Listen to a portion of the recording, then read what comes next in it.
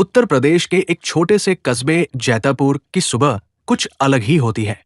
यहाँ सूरज निकलने से पहले ही चाय की केतलियों की सीटी बजने लगती है और सरकारी दफ्तरों के बाहर लंबी लाइनें लग जाती हैं। उन्हीं में एक बुजुर्ग खड़ा था, सिर पर सफेद गमछा, झुकी हुई कमर, हाथ में एक पुरानी फाइल और चेहरे पर समय की रेखाएं। उनका नाम था रामनिवास शर्मा। उम्र होगी कोई 72 साल।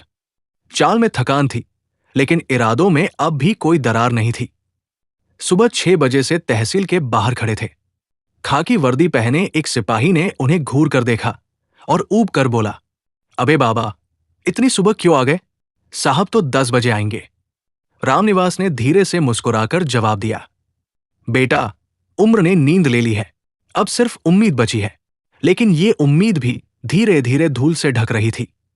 वो फाइल जो 20 साल से चल रही थी। रामनिवास की फाइल जमीन विवाद से जुड़ी थी। 1999 में उनके बड़े भाई ने परिवार की पुश्तैनी जमीन पर अकेले कब्जा कर लिया था। मुकदमा चला, सुनवाई हुई, लेकिन फैसला नहीं। रामनिवास अपनी बेटी संध्या को पढ़ाने के लिए उस जमीन का एक हिस्सा बेचना चाहते थे, लेकिन तहसील के बाबुओं ने उनका आवेदन दबा दिया।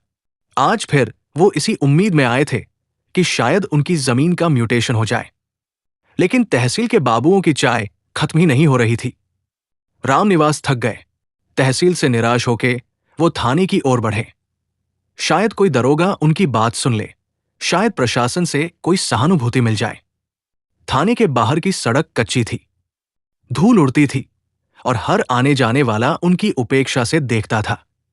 दरवाजे पर एक बोर्ड टंगा था, थाना जैतापुर, थाना प्रभारी इंस्पेक्टर राजीव ठाकुर। राजीव ठाकुर एक घमंडी, रिश्वतखोर और अत्याचारी दरोगा था, जिसने पूरे कस्बे में खौफ बना रखा था। उसके पास पहुंचना मतलब खुद को खतरे में डालना था। लेकिन रामनिवास को बेटी से किया वादा याद था। पापा, आप हार मत मानिए, मैं एक दिन कुछ बनकर दिखाऊंगी। रामनिवास धीरे धीरे दरोगा के कमरे की ओर बढ़े। दरवाजा थोड़ा खुला था। अंदर से हंसी और सिगरेट की महक आ रही थी। दरोगा ठाकुर हंसते हुए, अबे रमेश, वो केस वाली फाइल आगे बढ़ाई या नहीं? सिपाही, साहब, जब तक खुशबू नहीं आएगी फाइल कैसे चलेगी? सभी हंसते हैं। रामनिवास ने दरवाजे की चौखट पकड़ी और धीमी आवाज में बोला, साहब, मैं रामनिवास हूं, मेरी एक अर्जी है। दरोगा ने उसकी ओर देखा। उम्र, थकान और धूल में सना चेहरा देखकर उसे गुस्सा आ गया। अबे ओ बुजुर्ग, ये दफ्तर है भीख मांगने की जगह नहीं, जा भाग यहां से। रामनिवास गिड़गिड़ाते हुए, साहब, मेरी बेटी कलेक्टर है, बस एक बार मेरी बात सुन लीजिए। ये सुनकर सारा थाना हंस पड़ा। दरोगा तो और भड़क गया, अबे, तेरे जैसे गंदे कपड़े पहनने वाले की बेटी कलेक्टर? चल झूठा कहीं का। फिर उसने बिना कुछ सोचे रामनिवास को एक जोरदार थप्पड़ मार दिया। वो थप्पड़ सिर्फ एक गाल पर नहीं पड़ा था, वो पूरे सम्मान पर पड़ा था। रामनिवास लड़खड़ा गए, गिरते गिरते दरवाजे से बाहर आ गए और उनकी पुरानी फाइल जमीन पर बिखर गई। और तभी बाहर एक सफेद एसयूवी आकर रुकी। नंबर प्लेट पर लिखा था, डिस्ट्रिक्ट मैजिस्ट्रेट संध्या शर्मा। ड्राइवर ने फुर्ती से दरवाजा खोला।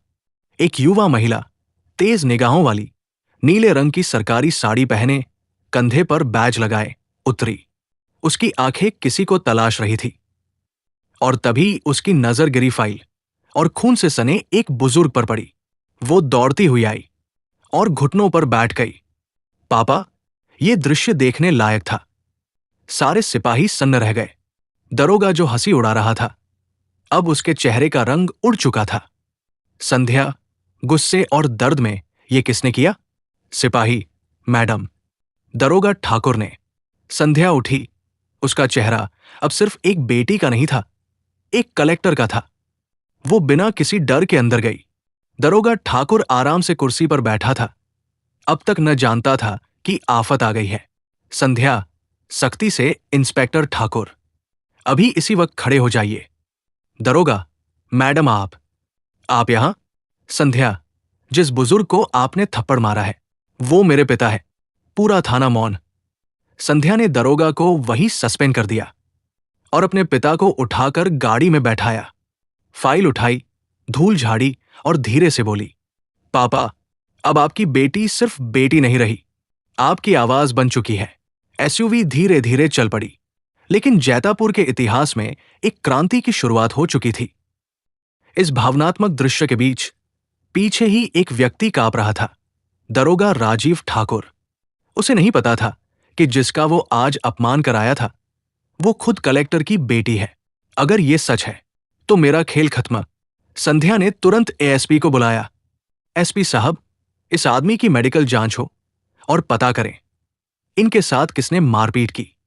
ASP, yes ma'am. और पूरे थाने का रिकॉर्ड निकाला जाए, खासकर उस दरोगा का जो इन्हें मिला था।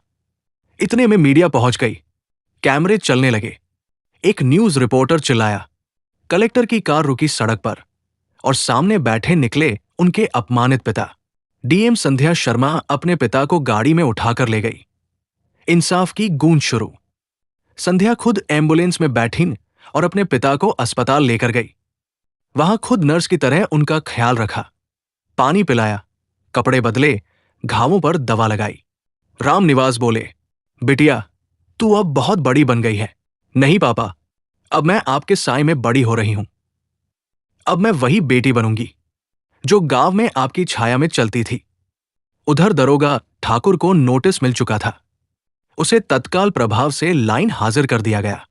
डीएम साहिबा के पिता से दुर्व्यवहार का दोषी निलंबित। पूरा जिला थर्रा गया। संध्या ने अस्पताल की खिड़की से बाहर झांका। सड़क अब वैसी नहीं रही। अब वहां सिर्फ धूल नहीं, बल्कि इंसाफ की एक शुरुआत थी। इसी के साथ ये कहानी समाप्त होती है।